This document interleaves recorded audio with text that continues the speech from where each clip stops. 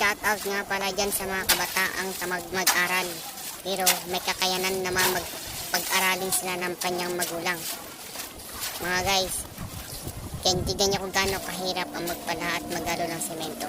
Kaya kayo mga kabataan, hanggat kaya nyo mag-aral at kaya kayong pag-aralin ng magulang nyo, mag-aral kayo guys. Yan guys, tignan nyo gaano kahirap mag-alo ng semento.